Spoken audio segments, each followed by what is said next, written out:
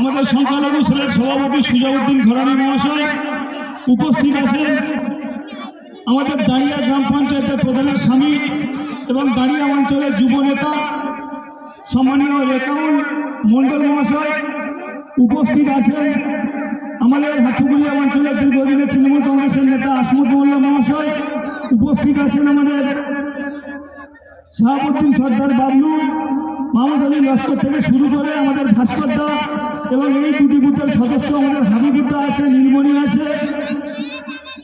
এখানে স্টেজে যতজন উপস্থিত আছে তৎসহ আমাদের সামনে, আমাদের স্টেজের সামনে চারটা এবং বালুরঘাটার দুটি বুথে আমাদের মাতৃসম মায়েরা, বোনেরা, দিদিরা, আমাদের পিতৃতুল্য বাবার মতো আমাদের দাদুর বয়সী, আমার সমবয়সী বন্ধু, দাদা, ভাই, আপনারা যারাই উপস্থিত হয়েছেন আমি আপনাদের সবাইকে নতমস্তকে আমি সালাম জানাচ্ছি, প্রণাম জানাচ্ছি, অভিনন্দন জানাচ্ছি, ভালোবাসা, শুভেচ্ছা জানাচ্ছি।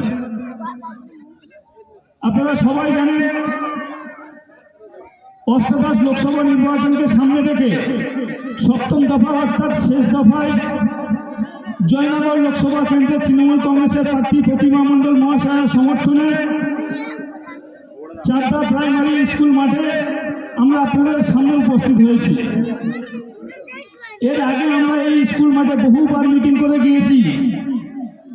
গতকাল আমরা এই বুথে প্রত্যেকটা বাড়িতে বাড়িতে আমরা মানুষের সঙ্গে কথা বলেছি, মানুষের অভিযোগের কথা শুনেছি। আমরা শুধু আপনাদেরকে এই কথাটা মনে করিয়ে দিতে এসেছি, আপনাদের কাছে ভোটের আহ্বান জানাতে এসেছি।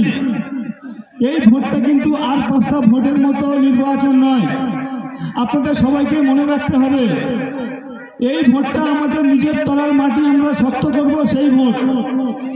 এই ভোটটা আমরা আমাদের বাচ্চা কাচ্চা, মা বাবা, ভাই বোন, আত্মীয় স্বজন সবাইকে নিয়ে আমরা আমাদের বাড়িতে সুস্থ শান্তিপূর্ণভাবে বসবাস করব, সেই ভোট। তার কারণ কেন্দ্রের যে জগদ্দল পাথর অপদার্থ সরকার নরেন্দ্র মোদী এবং অমিত শাহ, তারা যে ঠান্ডা মাথায় পরিকল্পনা করছে পশ্চিমবঙ্গ থেকে মুসলিমদেরকে তারা তাড়াবে।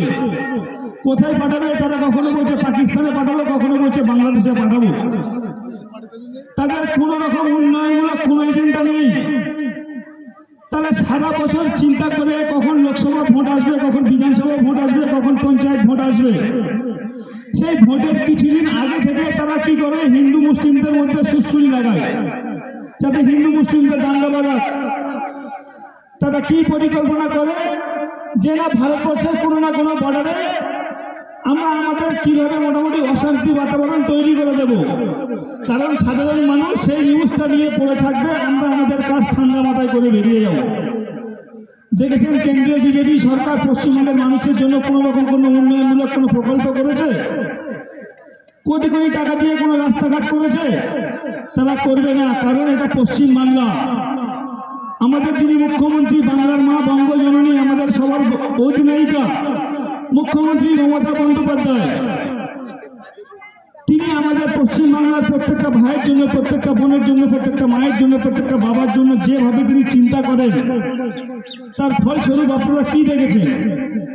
67 থেকে 68খানা প্রকল্প। এখানে যত মায়েরা, বোনেরা, দাদারা বসে আছেন, আপনারা কেউ একজন হাত তুলে আপনারা প্রমাণ দিন যে মুখ্যমন্ত্রী মমতা বন্দ্যোপাধ্যায় কোনো না কোনো প্রকল্প আপনারা কেউ পান না। আমি অন্তত বলবো যে আপনারা যদি কেউ কোনো প্রকল্প না পেয়ে থাকেন, দিদি দেওয়ালক্ষ্মীর ভান্ডারে 1000 টাকাটা আপনারা পান। আপনারা প্রত্যেক পরিবারের আপনাদের স্বাস্থ্যসাথী কার্ড আছে। দিদি সারা বছর আপনাদের বিনামূল্যে রেশনের চালটা দেয়।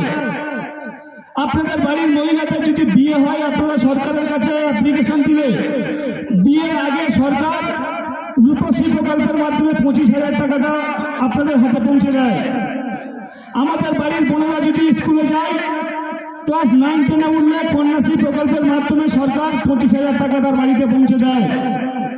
আমাদের ভাইয়েরা বোনেরা যখন 11-12-এ ওঠে, তখন কিন্তু সরকার তার স্মার্টফোন ট্যাব কেনার জন্য 10,000 টাকাটা দেয়। একটা সরকার সাধারণ মানুষের জন্য আর কি কি কাজ করতে পারে?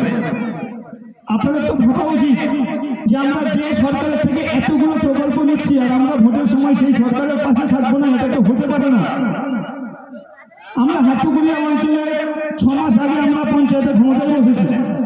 তার আগে আপনারা জানেন তৃণমূল কংগ্রেসের পঞ্চায়েত চলতো, কিন্তু এই চারটা এবং 22 জায়গা দুটি বুথের যারা সদস্য ছিল তারা কিন্তু এখানকার স্থানীয় মানুষ কেউ নয়। আমরা আপনাদের মনের কষ্টটা উপলব্ধি অন্তত করতাম, কারণ সে হাটপুকুর থেকে এসে সিরাজ ঘরামির মতো লোক এসে আপনাদের এখানে মেম্বার হয়েছিল। আমার বুথ দক্ষিণ হাটপুকুরিয়া থেকে এসে প্রতিমা সর্দার এখানে মেম্বার হয়েছিল। তারা দুজনে আবার প্রধান ছিল, উপপ্রধান ছিল, কিন্তু আপনাদের মনের কষ্টটা তারা কোনোদিন বোঝার চেষ্টা করেনি। তারা তাদের মতো পঞ্চায়েত চালিয়ে চলে গিয়েছে। পরেশ দাসের আশীর্বাদে আমরা হাটপুকুরিয়া অঞ্চলে ক্ষমতায় আসার পর আমরা অন্তত এই দুটো মানুষের মনের কষ্টটা উপলব্ধি করে আমরা এখানকার স্থানীয় ছেলেকে আমরা কিন্তু ক্যান্ডিডেট করেছিলাম। নীলমণি ভাই এবং হাবিবুদ্দা দুজন এখানে বসে আছে। তারা দুজন কিন্তু সারা বছর সবসময় চেষ্টা করছে আপনাদের পাশে থেকে আপনাদের বুথের সার্বিক উন্নয়নটা করে দেওয়ার। কিছুদিন আগে আপনারা দেখেছেন একদম ওপরে একটা পদশ্রী প্রকল্পের মাধ্যমে প্রায় 70-80 লক্ষ টাকা ব্যয়ে একটা ঢালাই রাস্তা নির্মাণ হয়েছে। আপনাদের পাড়ার অলিতে গলিতে ঝাঁ চকচকে ঢালাই রাস্তা সরকার করে দিচ্ছে, হাটপুকুরিয়া গ্রাম পঞ্চায়েত বানিয়ে দিচ্ছে। আপনার এলাকায় কোথাও পানীয় জলের সমস্যা হচ্ছে আমরা খবর পাচ্ছি, আমরা পঞ্চায়েত থেকে সাবমার্সেলের ব্যবস্থা করছি। আপনাদের যেখানে বড় কাজের দরকার পঞ্চায়েত করতে পারবে না, সেটা আমরা পঞ্চায়েত সমিতি থেকে পাস করাচ্ছি, জেলা পরিষদ থেকে পাস করা